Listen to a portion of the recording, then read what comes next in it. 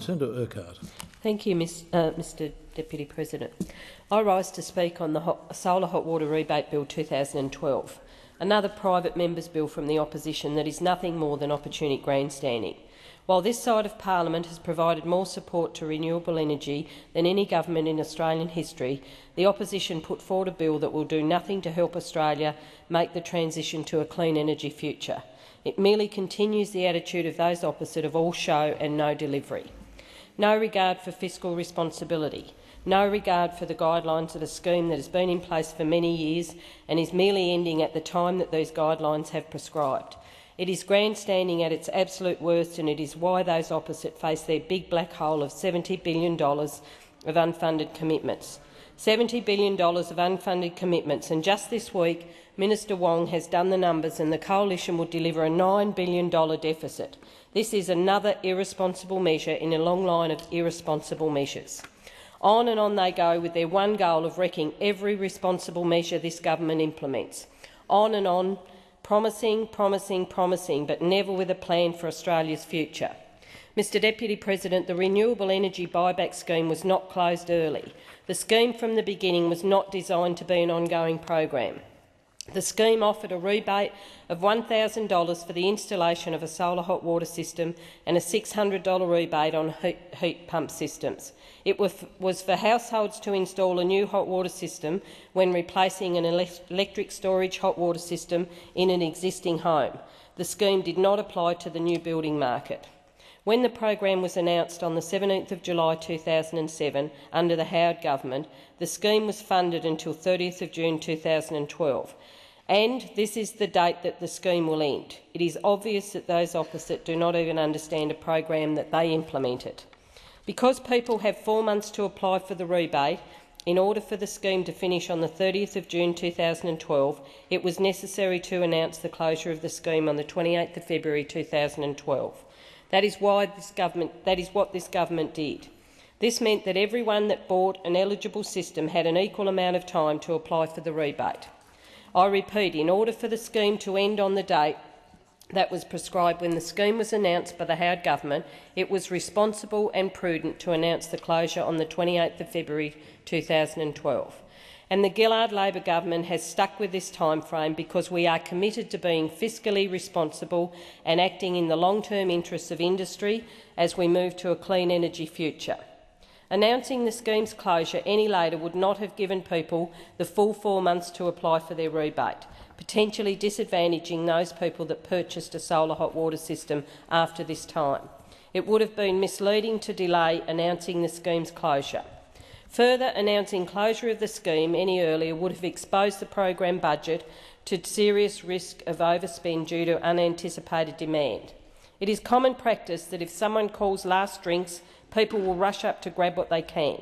It was therefore fiscally responsible of this government to announce the end of the scheme on February the 28th, 2012, 4 months before the scheme ends. I imagine that had we delayed the announcement of the closure, those opposite would be up in arms calling us fiscally irresponsible. In this, the last sitting day before Easter, it's a matter of having your chocolate cake and eating it too. We on this side take the budget very seriously. We understand that you have to cost policies and you have to fund them. That is what we have certainly done in our budget. That is what we have done in the mid-year review. But of course the alternative approach is to do what the opposition is doing, which is to try and hide your $70 billion black hole, not to tell anybody what your budget position is, not tell anybody what you're going to cut, not tell anybody how you're going to fund anything, and certainly not do any proper costings. What we continue to see here from the opposite is a game of hide and seek, trying to hide from the Australian people the true position of what their budget would look like, because they know that every day they wave goodbye to the $70 billion black hole as they keep making more and more promises that they cannot fund. Well, luckily for them, the Finance Minister, Minister Wong, this week announced that an Abbott coalition government would deliver a $9 billion deficit. Yes, with all their huff and bluster about fiscal responsibility, they have promised so much to so many that even after the global financial crisis, as Australia's economy begins to improve, they would have been unable to deliver a budget surplus. Lucky for the country that they are not in government. But not only do those opposite make promises they cannot fund and therefore cannot keep, but they do not bother to read the program guidelines. Program guidelines released in 2009 reaffirmed a closure of 30th of June 2012. Industry was aware of the closing date. Ream, a large player in the industry, had advertised an earlier end date of March 2012 rather than the June 2012 end date. There are hardly grounds here to claim that the government caught everybody napping. There are two bills before this parliament on this topic, one introduced in the other place by the member for Flinders, Mr Hunt, and the other that we are debating here today from Senator Birmingham. It is quite a nice little stunt bill because it contains 3 substantive lines. Section 3, the amount appropriated for solar hot water rebate scheme to be spent. 1. The section applies to the amount specified in the Appropriation Act No. 1, 2011-2012 for Outcome 1 for the Department of Climate Change and Energy Efficiency. Section 2, the amount to the extent that it was appropriated for the purpose of the Renewable Energy Bonus Scheme solar hot water rebate must be applied for expenditure for that purpose. The two have put forward similar bills, which effectively requires the government to restart the solar hot water rebate scheme by requiring that money allocated in the budget is expended on the rebate program. They require that exactly the sum which has been appropriated for this purpose be expended for this purpose. Even though it is a demand-driven program and it is standard practice for a department to slightly overestimate demand and therefore the budget allocation, as any shortfall has to be met within the department's budget allocation. Mr Acting Deputy President, the Australian public are worried by the fiscal irresponsibility of those opposite. The Australian people are worried what vital government service those opposite will attack to try and pay for their unfunded, irresponsible promises. I wonder if Mr Hunt and Senator Birmingham would run their numbers by Mr Robb and Mr Hockey. I wonder if Senator Cormann was locked out of the room again this time, like he was on their superannuation backflip that the coalition has not figured out how to pay for. We on this side understand that the solar hot water rebate scheme was a demand-driven program. As such, any extension to the program would have substantial budget implications. This would result in a substantial and unquantifiable impact on the budget. For instance, when the solar photovoltaic rebate was closed and a day's notice was given, around $384 million in applications were received on or immediately after the closing date. $384 million in one day.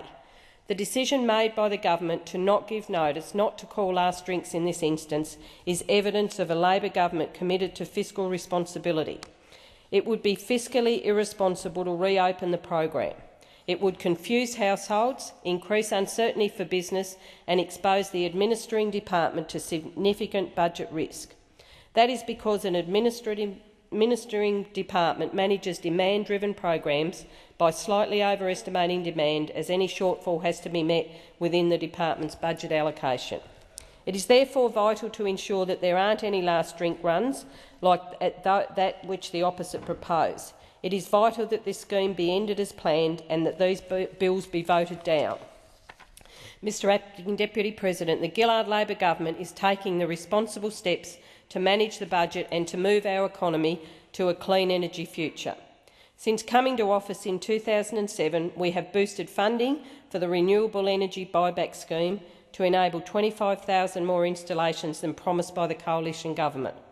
In total, this scheme cost taxpayers over $320 million and delivered around 250,000 installations.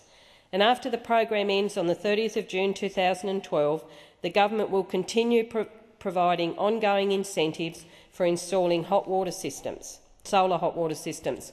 These incentives are numerous and include the introduction of a carbon price from the 1st of July 2012, which will provide a long-term incentive for households and businesses to install cleaner hot water systems.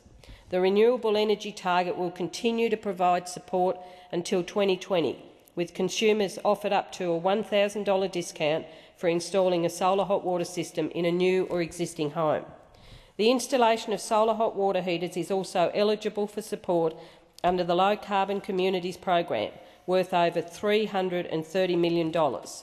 And manufacturers can seek assistance under the Clean Technology Innovation program, with $800 million available to support further innovation and product improvement.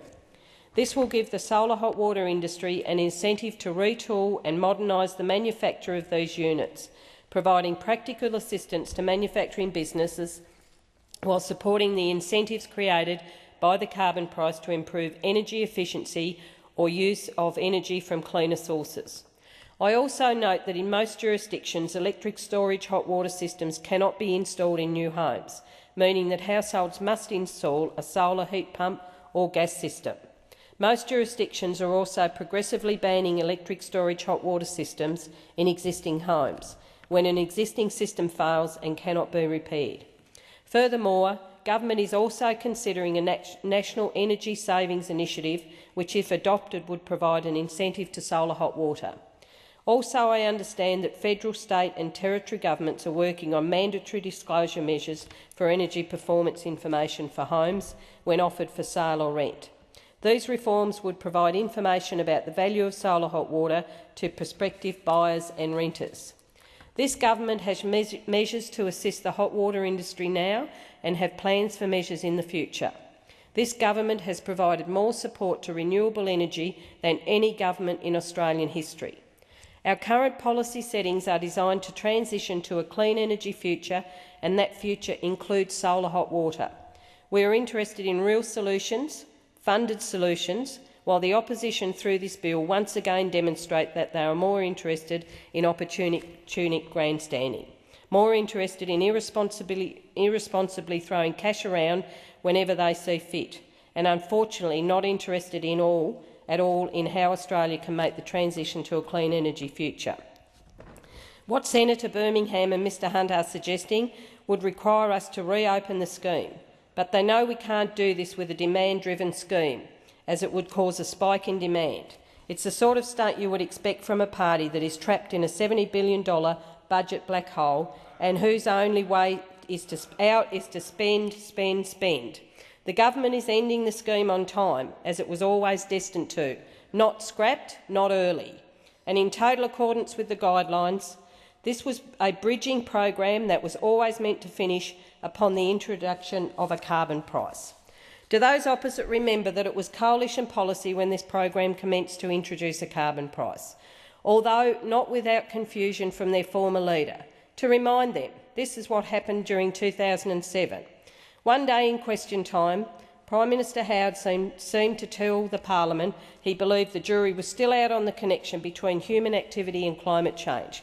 Remarkably, after such a statement, he was actually back in the House of Representatives within hours. He had to return because he needed to clarify that he had apparently misheard the question. Prime Minister Howard then went on to state that he believed the science was clear, and he then went on to the 2007 elections backing the Shergold report and committing to an emissions trading scheme. That is right, everyone knows those opposite took to the 2007 election their established scheme of 5 years of subsidies for solar hot water systems, their commitment that climate change is real and that an emissions trading scheme was the best way forward.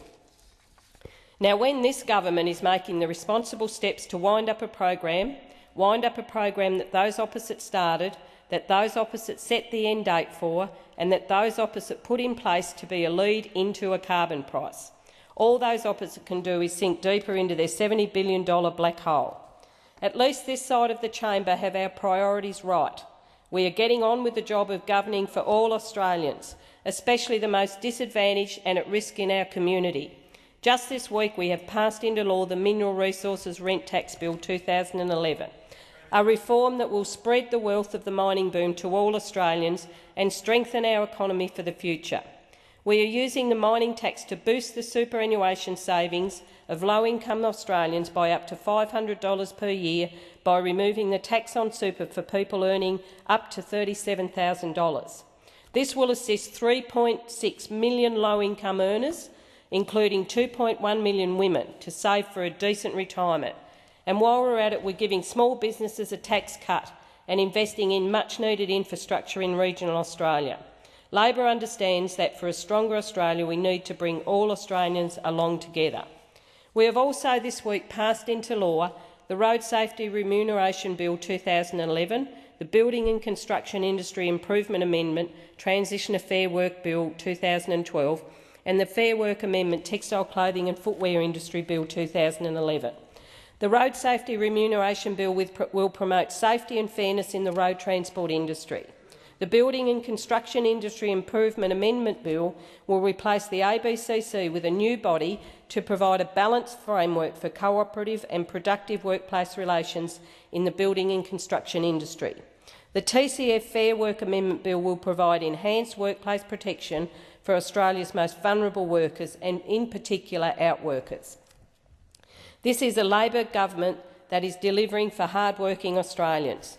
This is a Labor government that is demonstrating responsible fiscal governance.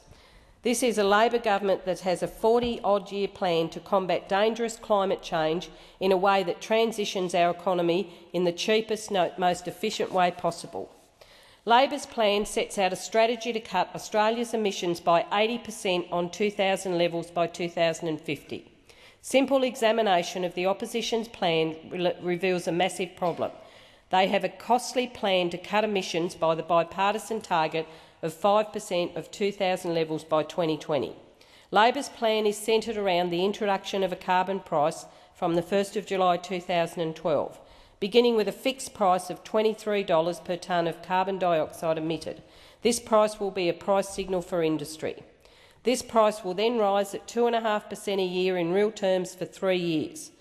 On the 1st of July 2015, we moved to a floating price with a floor price of $15 and a ceiling price, $20 above the expected international price to minimise volatility. Reducing carbon pollution is good for our environment and important for our future. With this plan, we will reduce pollution and create new jobs while supporting households. It is time to act, and to act decisively. Those opposite pretend that they care for the long-term good of this great nation, and yet they forget one simple fact: the sooner we act, the cheaper it will be. Acting now will cost money. No one is arguing that it will not.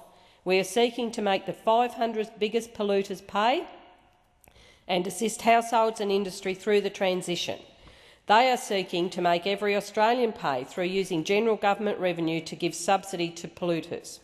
But they do not think it is necessary to have a policy to cut emissions beyond that level and that date, as though miraculously in 2020, after having repealed our efficient effective abatement scheme and having wasted taxpayers' dollars on picking winners that are currently unproven, the problem of climate change will be solved. Somehow they dream that Australia's obligations will be met, that Australia's economy will have transitioned, and that they will be able to move on to the things they enjoy best, like stripping workers' entitlements and giving tax cuts to those who need them least. Mr Acting Deputy President, this bill is a stunt. It will do nothing to support the solar hot water industry, nor will it assist the environment. I repeat that Labor has provided more support to renewable energy than any government in Australian history. All the while the opposition grandstand on this issue, putting forward a bill that will do nothing to help Australia make the transition to a clean energy future. I urge senators to vote down this bill.